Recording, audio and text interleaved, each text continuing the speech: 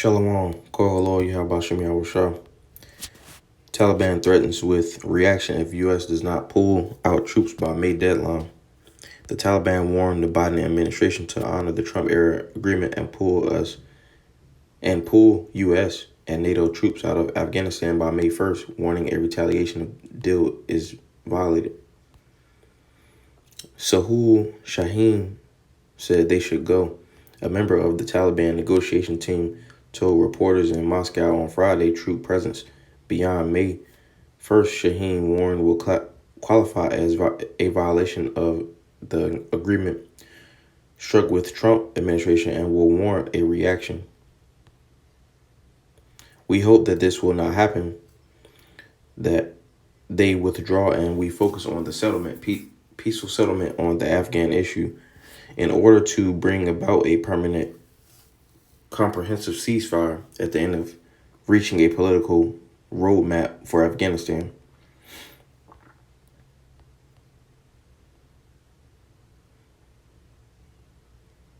And you know Esau's not gonna let that happen, man. He always gotta like meddle in other people's business. But you don't want to grab Habakkuk chapter 2. It says, I'm starting from verse 2. And the Lord, starting from verse 1, it says, I will stand upon my watch and set me upon the tower and will watch to see what he will say unto me and what I shall answer when I am reproved. So we're supposed to, this was the prophet Habakkuk, he sat on his watch. And, in these days, we're supposed to be on our watch as well. And lining up, prophecy with scripture, as in 2nd Ezra 9:1, measure thou the time diligently. Roughly paraphrase verse 2. And the Lord answered me and said, write the vision and make it plain upon tables, that he may run that readeth it. So write the vision, the prophecies, and make it plain upon tables, make it plain. So it says that he may run that readeth it. So the person that, you're relaying the message to or that you're teaching it to can, go and reach more believers. It says, for the vision is yet for an appointed time. The prophecy is for an appointed time. It says, but at the end it shall speak and not lie. Though it tarry, wait for it, because it will surely come, it will not tarry. So each prophecy has a certain time that it's supposed to happen. And it's not gonna happen too soon, or it's not gonna be late. It's gonna happen right on time. It says, behold, his soul which is lifted up is not upright in him, but the just shall live by his faith. So it says, behold, his soul, talking about Esau Edom, the so-called white man, which is lifted up because he's very prideful. It says it's not upright in him. So upright being he has no righteousness in him. It says, but the just shall live by his faith. The just shall live by his faith because, the Lord made us to serve him. And without faith, it's impossible to please him. Roughly paraphrasing, verse 5. Yeah, also because he transgresseth by wine, being his philosophies, he is a proud man, going back up to verse 4. His soul that is lifted up, neither keepeth at home. And we just saw in that article, this motherfucker all in Taliban. I mean, what is it? The Afghanistan. I'm pretty sure he got more than like 20-something bases around the world. He doesn't stay at home. His home being the countries that he lives in. Places like the UK. Shit, even with the UK, man, the UK came over here to so-called America, which is known as Ashereth in the scriptures. They came over here to America making a colony when it was already, it was already discovered, Shit, the UK, they couldn't stay at home. America definitely can't stay at home. I'm pretty sure Russia and Australia, they all have bases everywhere around, the world. It says, neither keepeth at home who enlargeth his desire as hell, and is as death and cannot be satisfied. It says enlargeth, so he makes his desire as hell. And, hell can't be filled. People always dying, and going to get an understanding of that word hell, it says Hades, or the world of the dead. It's not some place that's on fire constantly. It comes from the Hebrew word H7585. It says Sheol, underworld, grave, hell, pit, the underworld, the designation for the abode of the dead. It says the place of no return.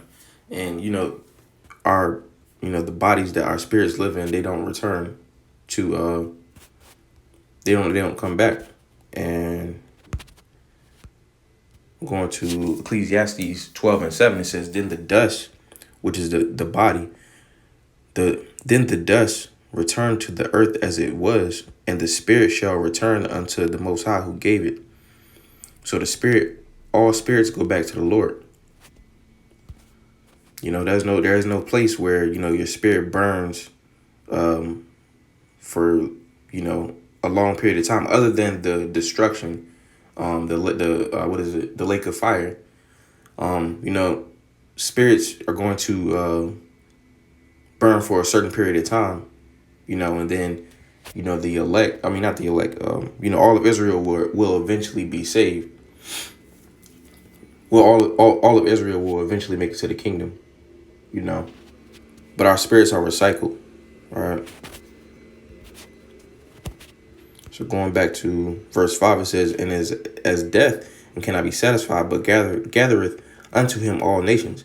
And how he does that, man, like, he makes his bases, and he makes it seem as if he's trying to, help these different nations. It says, and heapeth unto him all people.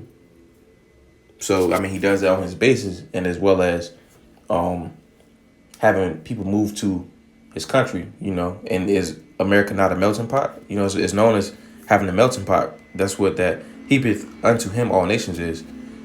It says, shall not all these take up a parable against him, and a taunting proverb, and say, woe to him that increases that which is not his. How long? And to him that ladeth himself with thick clay.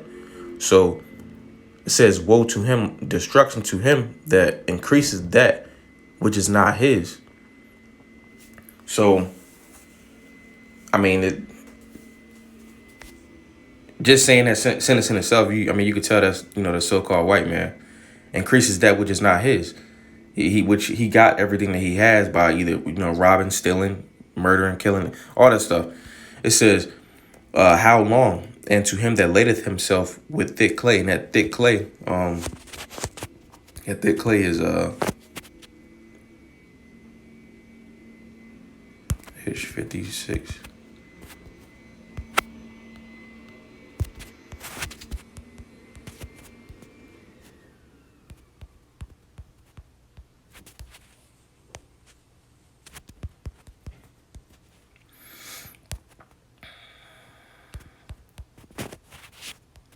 Says weight of pledges, heavy debts. And that's the perfect example of, America, man. Right now they printing, I don't know, I'm pretty sure a lot of stuff they've done in the past by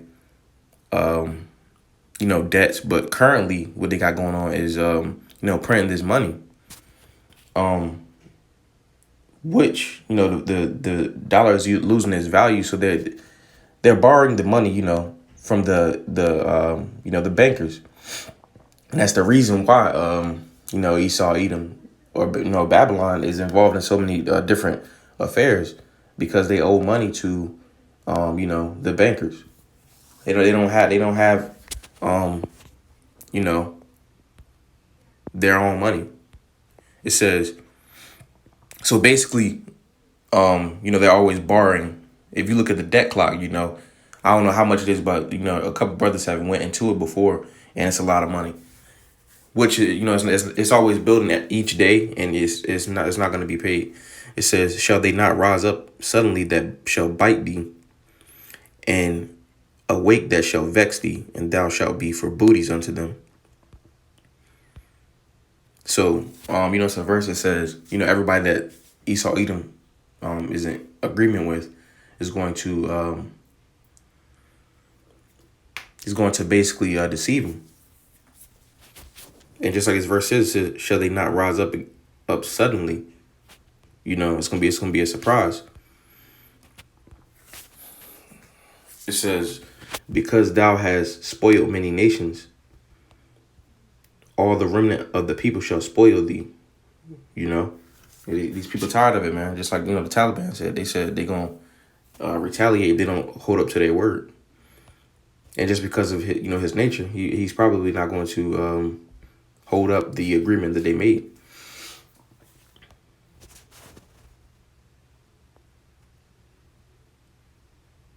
And due to prophecy, eventually they are going to rise up suddenly, and again to deceive him and attack him.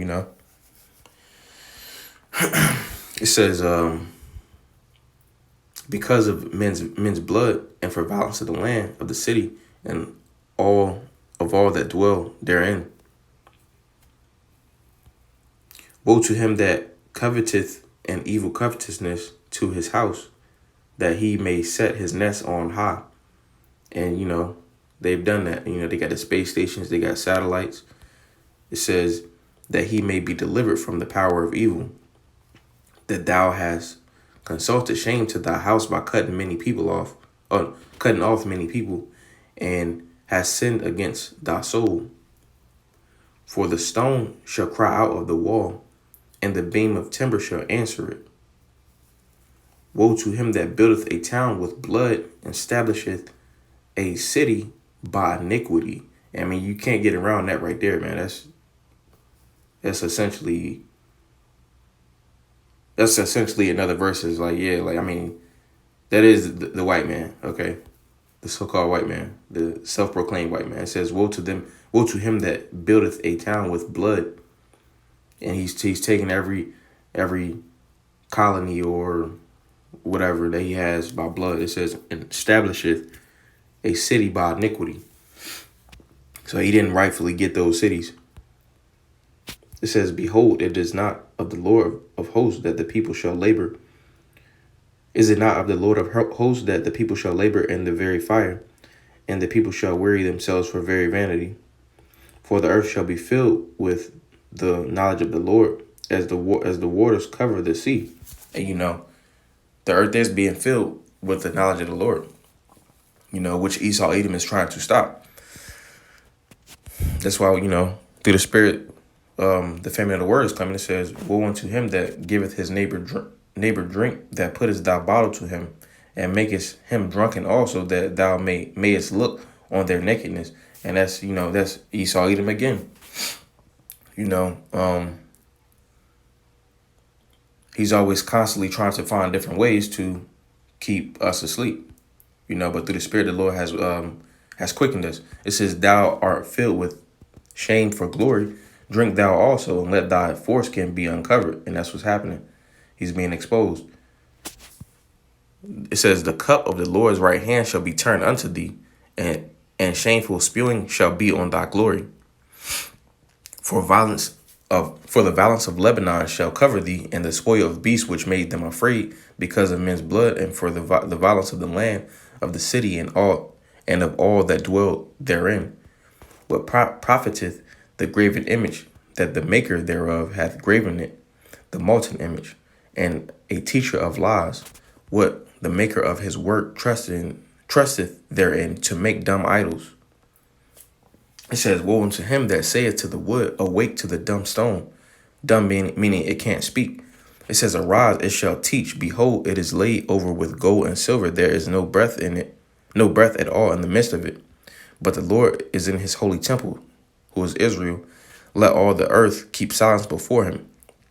So going back up to verse 19, it says, woe unto him that saith to the wood, awake, to the dumb stone, arise, it shall teach. Behold, it is laid over with gold and silver, and there is no breath at all in the midst of it. So that's Esau Edom, man. And following with the rest of these heathen, because with chiefly Esau Edom, he has different idols, and right now, which is a precursor to, the MOB, is his jab. That's an idol as well. That's a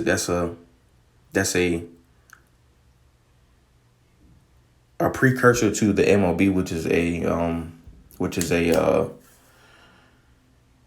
which is a item of basically servitude. You know, people are going to put their trust into this thing to get by. You know, when we ultimately should be trusting on Yahweh Shem Yahushua.